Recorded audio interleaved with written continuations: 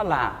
Por muitos anos a doutrina espírita é alvo de estudo e de pesquisa no Brasil e no mundo inteiro. E agora nós vamos falar sobre a doutrina aqui no Triângulo Mineiro. Como que ela foi difundida, como que ela chegou aqui e quais são as ramificações. Isso está tudo no livro A Árvore do Evangelho no Coração do Brasil, que foi escrito aqui pelo Leone Sene e pela Marta Fernandes. Sejam muito bem-vindos, viu? Obrigada. Muito obrigado, você. Em quanto tempo que vocês elaboraram essa obra, Leone? Olha, a elaboração da obra, né, iniciou-se com um estudo, com uma ideia, né? Então esse estudo, essa pesquisa e depois a redação, ao todo foram quase 5 anos. E como que surgiu esse desejo, esse interesse de vocês, Marta, para fazer essas pesquisas? É porque a história é rica, né? E nós, como espíritas, a gente gostava de conhecer os lugares, os precursores. Havia uma parte dessa história aí que era assim, ela estava muito guardada, né? De uma forma assim, muito difícil, porque de alguma forma eles adulteraram, né, a história. A gente escutava muito as pessoas dizendo que o senhor Mariano era analfabeto, que, né, que a colocação do Eurípides de Barçanufo na doutrina foi através de pessoas assim incultas, né? E na verdade o senhor Mariano era um homem de uma cultura singular. Quem foi o senhor Mariano? É tio de Eurípides. Então, assim, na época... Aqui do Triângulo Mineiro. Ele morava em Santa Maria. Que é um vilarejo, fica perto de... Entre Conquista e Sacramento, né? Bem pertinho de Uberaba, né? Ele era contador do Frederico Peiró, que era, na época, um empresário espanhol muito importante aqui em Uberaba, maçom. E a doutrina espírita, na época, ela era ela era guardada, né, para a elite, assim como era na França. A doutrina espírita nasceu na elite. Que se refere? 1890, 1875, quase que a doutrina, o primeiro livro é de 1857, né? Então, quase que contemporâneo ao surgimento da doutrina, aconteceram também esses estudos aqui em Uberaba. Tinha um advogado, Cesário, né? Doutor Antônio Cesário, capitão Antônio Cesário.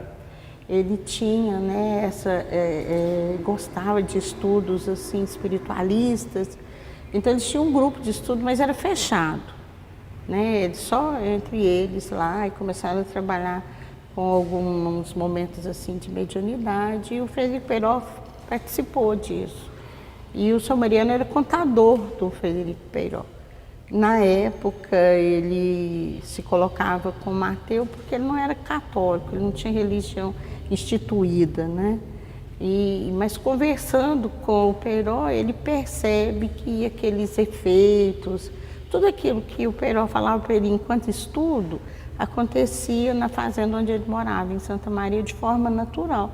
Só que eles não sabiam o que estava acontecendo. Para eles eram coisas naturais, né? E aí ele começa então a estudar. O grande marco do senhor Mariano é porque, ao perceber a pujança da doutrina, ele abraça ela como uma possibilidade de terapia para tratamentos. Na época em que não existia para tratamento psiquiátrico e tudo, eles já começaram, né, esse trabalho com pessoas que tinham essas dificuldades mentais e tal, e mesmo terapias assim para doenças que até então desconhecidas na época. Ele estudava medicina prática, estudava fitoterapia, estudava filosofia, religiões. Ele era um homem muito culto. Aí, com aquela coisa das pessoas falarem que ele era inculto, analfabeto, eu disse, mas não é possível, tem uma história aí. Aí a gente foi procurar a história, né, Leone? Esse foi um fato, então, assim, motivador para vocês começarem as pesquisas. Mas eu imagino que elas tenham sido muito profundas, muito abrangentes. Quais foram as fontes para vocês, Leone?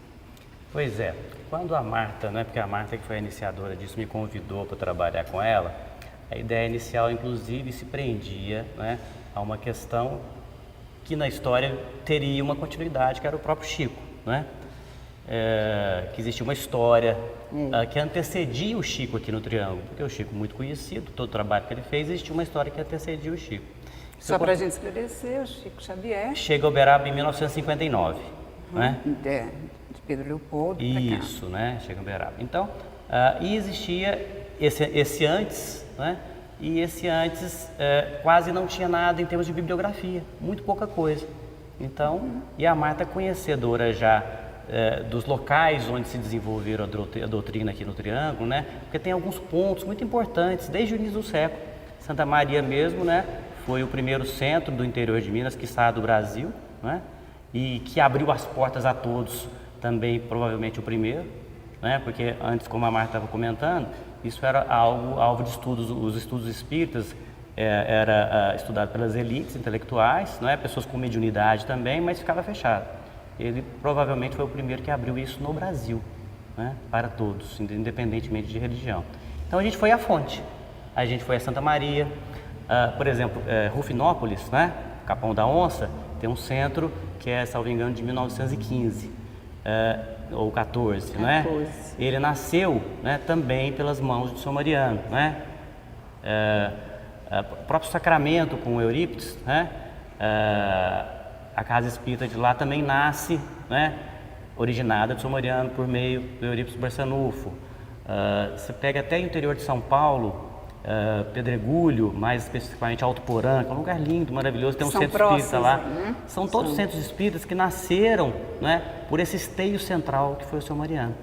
Então, em verdade, a gente pode afirmar que o Triângulo Mineiro, mesmo o Brasil Central, toda a estrutura espírita, casas espíritas, creches, sanatórios, porque não existia isso, né? Foi a doutrina espírita que criou os primeiros sanatórios, exemplo, o Sanatório Espírita de Uberaba e todos os sanatórios da região. Então, toda essa estrutura nasceu direto ou indiretamente pelas mãos dele, o que pouquíssima gente sabe, né? Dentro do que vocês planejaram, vocês encontraram tudo que vocês queriam? Encontramos mais. Encontramos mais, porque a gente foi, então, nas fontes, né? A Marta conhece bem essa moçada toda, todo esse pessoal, a gente foi até, eles sempre nos receberam muito bem. A cada lugar que nós íamos, a gente encontrava um livrinho, né, que eles tinham feito, um material, uma história que a gente gravava, e isso a gente foi reunindo. Fora isso, tem também a participação, né, especial do Emmanuel Alves da Silva, que é um médium, né? Ele foi fundamental para a feitura do livro, e ele, né, tem um vínculo, ele, aliás, já psicografou 4 livros do Senhor Mariano. Né? Psicografou? Isso, o Senhor Mariano já tem. E esses livros do Senhor Mariano também foram fontes de pesquisa para nós, né? Como outros livros de contemporâneos, da Maria Cantora, né? Donatista. Então, tem livros psicografados, né? Pelo Emmanuel Alves da Silva, Mané, né? Conhecido por todos nós, ali de Conquista, que também, né, serviram para a gente como fonte de pesquisa. E mais, né? Houve uma psicofonia. A Marta, no início, foi pedir autorização para o São Mariano, para poder, quando a gente descobriu que o personagem central era ele, né? A Marta foi pedir autorização para ele enquanto espírito, né? Por meio do Emmanuel, do Mané, e ele não só autorizou, como traçou para nós um roteiro. É uma psicofonia maravilhosa, está aqui, né? Uma psicofonia maravilhosa, está aqui. E traçou um roteiro. A partir daí, né, não que tenha sido fácil, mas ele tinha traçado o que nós faríamos.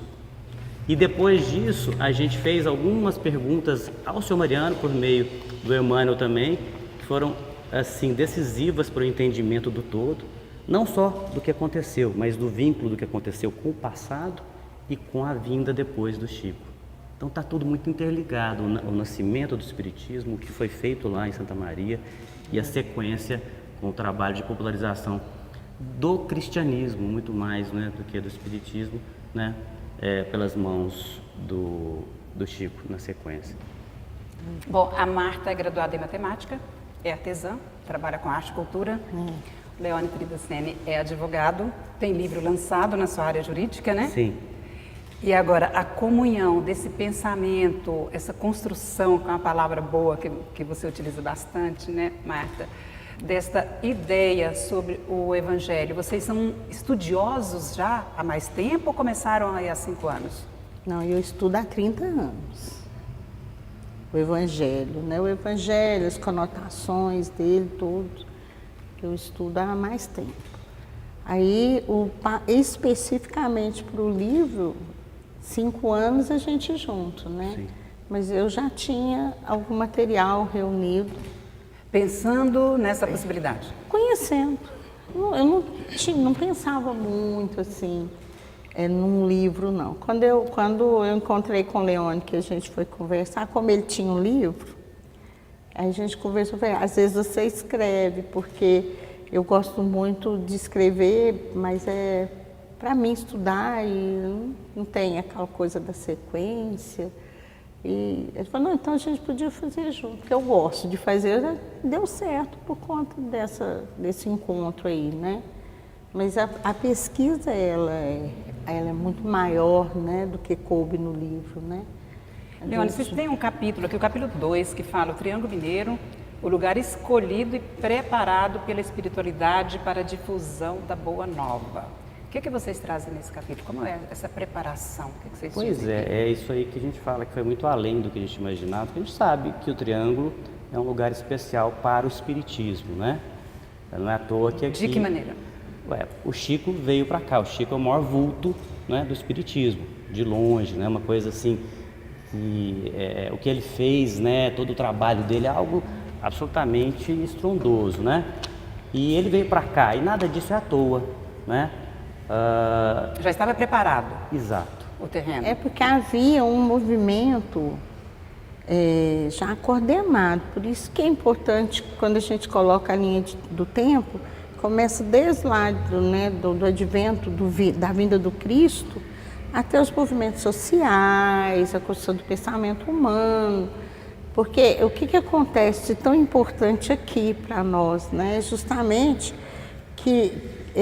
o momento em que a doutrina espírita deixa de ser, né? Deixa de ser assim, além de ser algo para cultura, pensamento, porque a doutrina espírita, quando a pessoa estuda, ela é bem profunda no sentido cultural, no sentido histórico, né? Ela é algo assim maior do que a gente imagina, né?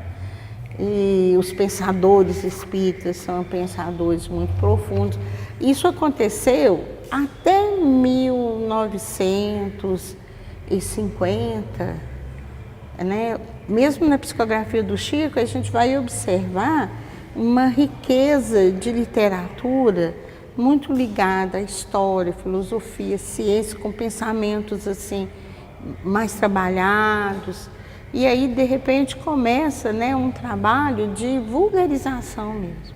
A partir do momento que o Chico vem para Uberaba, né, que ele chega... Que vocês tratam isso até aqui, né? Exatamente. Quando ele bases chega... necessárias à vulgarização. Quando ele chega, o senhor Mariano já havia feito, desde 1900, esse movimento de abrir para, né, de abrir para as pessoas comuns irem, de abrir para estudar com os espíritos, que eram espíritos assim, Aurélio Agostinho, sabe? Que orientavam ele e orientavam as pessoas normais lá, né? Os médiuns que eram, aí sim, muitos deles analfabetos, lá em Santa Maria. Então ele ia abrindo a condição de conhecimento para todos. E o que vocês tratam aqui? E aí nesse momento, só que aí é importante, que aí nesse momento é que o Chico vem de Pedro Leopoldo para cá e os livros começam a ficar da mesma qualidade, tanto literária quanto de pensamento, mas cada vez mais singelos no sentido do entendimento. Uma linguagem mais acessível? Mais acessível. O que você chama de vulgarização? É porque aí começam as cartas de familiares e daí para a frente, quem conversava com as cartas de familiares para o médium? Para o Chico, que o Chico traz a lume, né? E aí ele começa a contar, né? Que na verdade o movimento de ser espírito não é só do espírita, é de todo mundo, né? Nós somos pessoas que transcendemos, já vivemos, né, e vamos viver, e que existe. Ele traz todo esse retrato aí agora no nível do pensamento nosso, coloquial mesmo, né, das pessoas. Que a gente vai começar a conversar com espíritos tão comuns quanto nós, e as informações vão sendo trazidas para que a gente repense vida no momento em que a gente está vivendo. Peraí, Marta. Deixa de ser muito filosófico, passa a ser cotidiano. Nós vamos conversar com os espíritos, assim, de uma maneira muito natural. Como? Eu não entendi. Conversamos, através das cartas do Chico, deixou-se de ter mensagens, por exemplo, de espíritos luminares para nós, simples mortais, né? Já não era Aurélio Agostinho, Vicente, mas era meu pai, minha mãe me dizendo das minhas dores, era meu filho contando, eu estou bem, Isso é eu estou trabalhando. Né? A palavra vulgarizar é que é mal entendida, né? Tem uma acepção pejorativa, mas tem a acepção divina dela, que é tornar lugar comum. Né? Socializar, né? Isso, inclusive, a gente trabalha aí, né? O que quer dizer essa palavra, né? É lugar comum, de repente, assim, faz parte da nossa vida cotidiana. E isso é muito importante. Leone, vocês fizeram entrevistas também? Vocês conversaram nas fontes de Sim, fizemos documentais? Fizemos entrevistas, mas há entrevistas aí que são muito mais interessantes, né? No meio do caminho, né? No meio do caminho não, já estava quase... meio do caminho, né, da feitura do livro. O Emmanuel, né? A gente foi a Conquista, né? Que tem uma casa que ele trabalha. Tem um negócio aí que eles mandaram, ele é muito simples, muito brincalhão. Tem um negócio aí que eles mandaram para você, o seu Mariano mandou lá, o Zenon e o seu Mariano, né? Mandaram para vocês aí. E eu falei, quem é Zenon, né? Não, o Zenon era um repórter, né? Era um jornalista que viveu, era discípulo, né, de Eurípides Barçanufo, e então ele nos apresentou um material com psicografado, né, com mais ou menos, são 11 ou 12 entrevistas feitas pelo Zenon Espírito, né, com os contemporâneos, aqueles que conviveram, né, e trabalharam com o senhor Mariano lá no início do século. No início do século XX. Então, assim, são entrevistas riquíssimas que retratam para a gente coisas que a gente não imagina de forma alguma. Né? O livro traz a fotografia do Ari Moraes, né? Que está aqui conosco, fotografando. Isso. Foi um trabalho de acompanhamento aí da obra também, para essa parte de ilustração. Foi. Deixa eu falar da capa, para começar. Olha só, isso aqui que bacana. Eu já quero até mostrar aqui, né? Pode me explicando que o Félix vai pegando a capa aqui pra gente. Aqui você tem, o senhor Mariano não só era uma pessoa muito culta, mas ele era um médico autodidata, um farmacêutico autodidata, né? Não só autodidata, porque ele recebia muita orientação, inclusive de Bezerra de Menezes, né? De outros. A gente pode falar, pode parecer estranho, mas é pura verdade, a gente tem que falar, está aqui. Hahnemann também, né, o inventor da homeopatia, era outro que trabalhava com o seu Mariano. A gente tem uma ideia do que era o trabalho deles, né? Isso aqui era a valise dele, para atender, dele mesmo, foto, né? Isso aqui está lá em Santa Maria, né? Tá. Isso aqui... bem uma mala. Isso aqui são vidrinhos, né? Utensílios dele, tá lá, ficou o resto da farmácia. Da farmácia dele, exatamente. Né? Assim como livros da biblioteca dele, né? Você tem livros tudo dele. Original. Tudo original. E aqui atrás, o senhor Mariano, ele fazia um livro de registro de nascimento. Na época não existia isso. Ele fazia isso aqui, a letra dele, isso é um registro de nascimento de uma pessoa na época. Uma letra impecável, né?